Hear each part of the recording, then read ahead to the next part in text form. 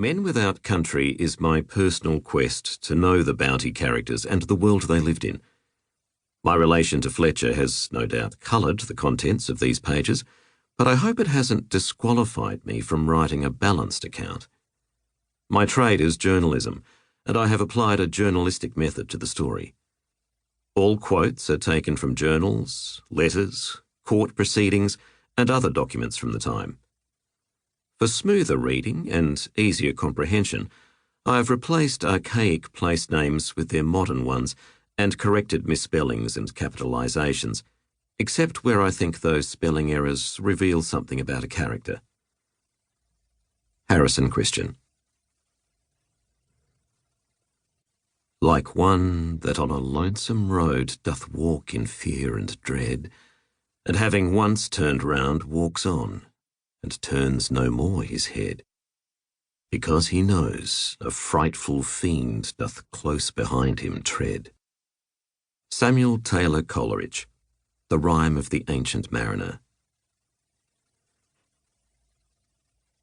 Introduction. On the evening of the 15th of January 1790, a gang of fugitives on the Royal Navy ship Bounty, searching the Pacific for a hideout from the law, raised an island that was remarkably well suited to their purposes. It was a high volcanic rock, thousands of miles from any continent, in a part of the world that was still poorly mapped and understood. The island's shoreline had all the qualities of a natural fortress, rising in sheer cliffs out of a lather of heavy surf and allowing no anchorage for passing ships.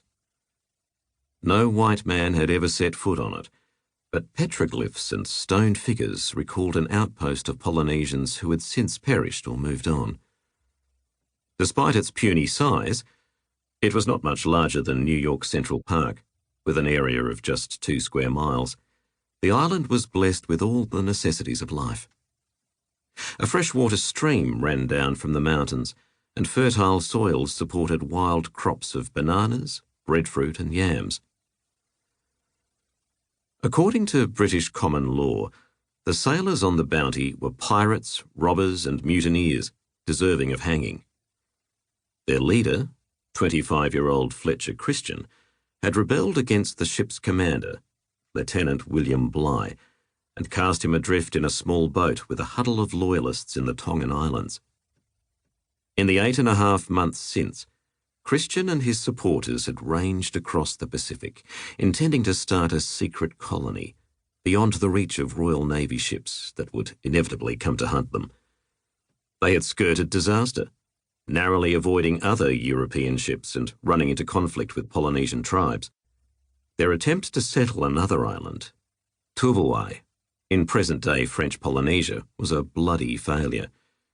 They were probably the first Europeans to lay eyes on Rarotonga, where the local populace remembered their ship for generations thereafter as a floating island that came bearing iron and oranges. HMS Bounty was a leaky shell of the small but well-turned-out Navy vessel that had sailed from Spithead years earlier. Her crew had jettisoned spars, sails, and anchors, while her timbers warped and shrunk in the tropical sun. Seawater would have rained through her decks onto the weary heads of her crew as they worked the bilge pumps. Before they raised their island, the Bounty mutineers had not seen land for 2 months. Morale was fading as Christian carried his followers east against the trade winds, poring over the books in Bligh's library and working to solve an old riddle before patience ran out. Pitcairn Island's true location was unknown to the world.